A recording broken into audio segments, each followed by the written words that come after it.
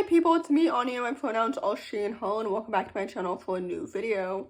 I figured it would be a fun idea to make a video like this because stereotypically, queer people are more drawn to the arts, which is completely understandable, considering stereotypically there tends to be more homophobia and transphobia and less acceptance in general when it comes to sports, particularly certain team sports and stuff like that.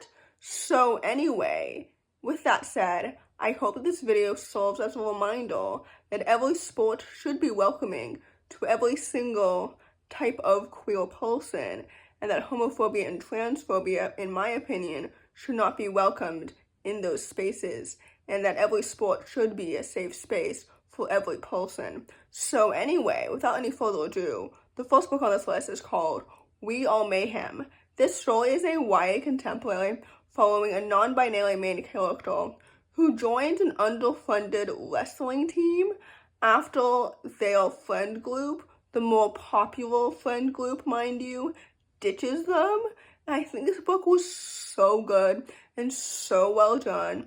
I love a story about a main character, like finding out new things about themselves, especially when it comes to like their friends and also like their gender identity and everything. I thought this book was fantastic and so well done. I loved the family dynamics as well and everything. I think this book is so good and it's so underrated. And I feel like it's so underrated because it didn't receive a lot of promotion or recognition when it came out.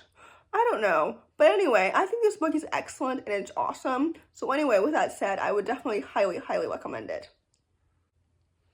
The next book on this list is called Like Other Girls. This story is a YA contemporary following a young sapphic mask main character who wants to play football, so she goes to the boys' football team because there is no girls' football team at her high school. I really enjoy this book so much because first of all, I love it when main characters really navigate internalized misogyny, hence the title of this book.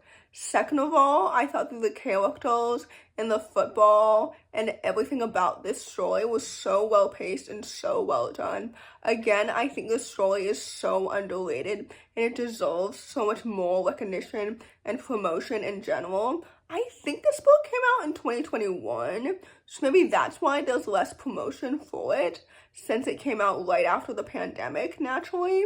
But anyway, not to say that COVID doesn't still exist right now, but anyway, all that to say, this book was so good and it's so underrated. I love the plot and the characters and everything that happened, particularly the queer representation. I think this book is excellent and it's so underrated, so with that said, I would definitely highly recommend it. The next book on this list is called It's a Love Skate Relationship. This story is a YA contemporary following a lesbian hockey star who's pursuing a hockey college scholarship as she's still in high school until she accidentally misses her shot, forcing her to team up with a bisexual ice skater. And if you're wondering how those two things are related, well, you'll have to read this book. I think this book is so good, and not just because of the Wicked references. I'm so excited to watch Wicked Part 2. I don't know if it's out already by the time that this video is out, but anyway, I'm so excited for it. Maybe I should rewatch Part 1 tonight, or I should just rewatch Hamilton. Anyway, I'm getting off track here. I think this book is excellent and it's so well done. And I loved the sapphic romance. I loved the sports elements. I loved Charlie's character arc. The fact that her name is so prevalent in my memory proves how much I really enjoy this book so much, because I read this book at the very beginning of the year, and obviously I've read hundreds of books between now and February or whenever I read this book, so the fact that I still remember the main characters' names speaks volumes. This book is so good. It's so excellent. I think they have so much chemistry. I think the plot and the pacing and the characters were so well done and so awesome. So anyway, with that said, I would definitely highly recommend it. The next book on this list is called Learning to Fall. This story is a YA contemporary following a young British main character who's discovering her sexuality on her new roller derby team. And I think roller derby is such an interesting sport, mainly based on the fact that it's so underrated. I read a few gay books about it. Actually, when I was Googling why is roller derby so underrated prior to filming this part of the video, the first thing that Google suggested to me is why is roller derby so gay? Which it is. But anyway, I thought that bit was funny. Anyway, this book is so good and it's so well done. I think one of the reasons as to why roller derby is so underrated is because it's so niche and because it's not recognized as an Olympic sport, which would definitely make it more popular if it was in the Olympics. However, why is bowling in the Olympics? Like, I don't get that one. Anyway, I digress. Basically, I thought this book was awesome, and it was so educational and so informational on the sport itself. I also loved the team and her teammates and her character development and the plot and the whole family dynamics and the sapphic romance and everything about it. I think this book is so excellent and it's so underrated and it's so good. And also, please let me know if you want my favorite queer books that are not set in America type of video, because I feel like I've read quite a few like British or European or even Australian, like non-American queer books that I would love to recommend, but I'm not sure if people really want that because I'm not sure if I even have an audience outside of the United States. And naturally, as an American, you know, American readers are more gravitated towards books set here. But anyway, all that to say, this book was really, really good, and I would definitely highly, highly recommend it. The next book on this list is called It's All or Nothing Vale, which I believe is how you pronounce her name, if I'm remembering correctly. This book is a middle-grade contemporary following a young Puerto Rican main character who's trying to find her way back to her life's passion, which was fencing, after an injury. I think this book is absolutely so fantastic and it's so good. But first of all, why is this book the only one on this list with a main character that is sapphic and a person of color? The fact that white supremacy is so rampant in the queer book industry literally irks me so much, because that should not be the default when it comes to mainstream books. But anyway, this book is excellent and I thought it was so good and so well done. I loved her family dynamics first of all. I loved the conversations surrounding disability and stuff. This book is excellent. And I love the writing and the characters and the sapphic romance and everything about it. This book is absolutely so underrated and it's so splendid and so fantastic. So anyway, with that said, I would definitely highly, highly recommend it. Next book on this list is called One of the Boys. This story is a YA contemporary following a sapphic transgender main character on the boys' football team. I think this book is absolutely so good and so excellent, and dare I say, transtastic. And if you are cisgender watching this video, please don't tell me that that joke was not very good. I don't want to hear that from you. Anyway, I thought this book was so good and absolutely so excellent and so well done.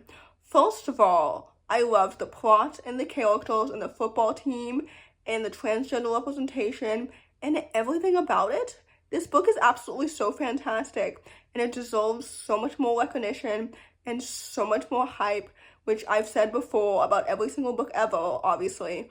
But I think this book is excellent and it's fantastic and I absolutely loved it so much. Trans girls deserve happiness and everything.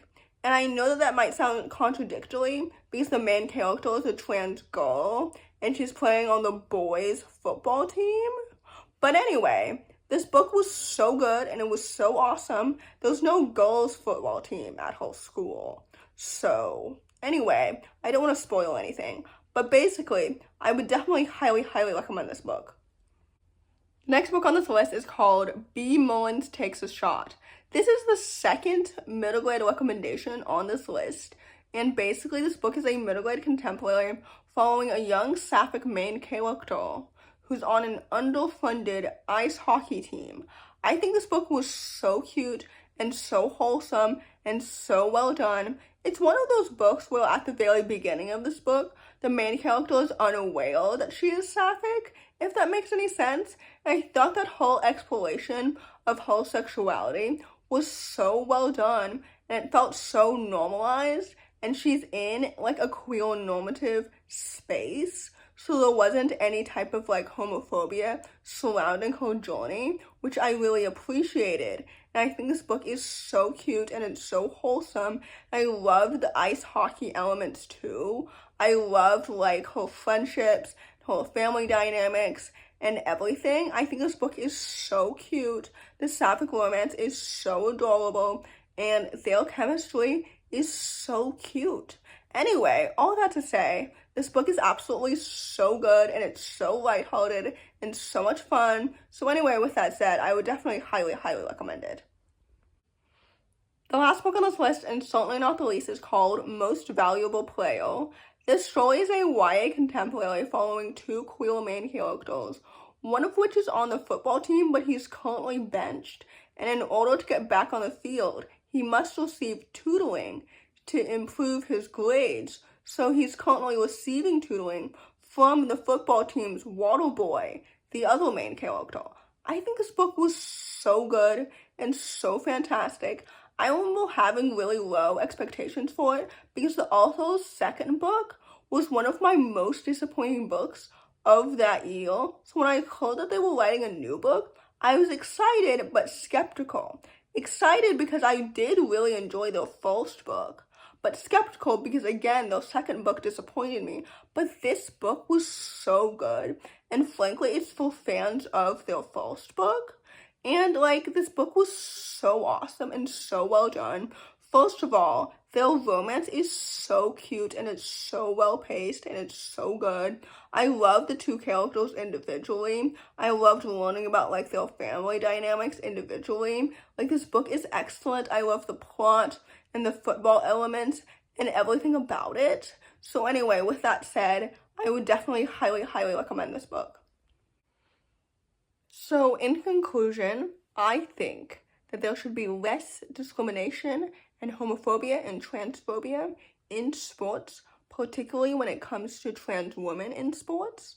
I don't understand why so many people are discussing that lately.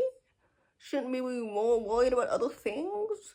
Anyway, I'm speaking to the choir here, and I'm aware of that. So in conclusion, I hope this video helps diversify your bookshelf and serves as a reminder that sports should be a safe space for everybody. And please comment down below the piano emoji if you made it all the way to the end of the video. Thanks for watching. Subscribe to my channel if you're new, and I'll see you in my next video. Bye!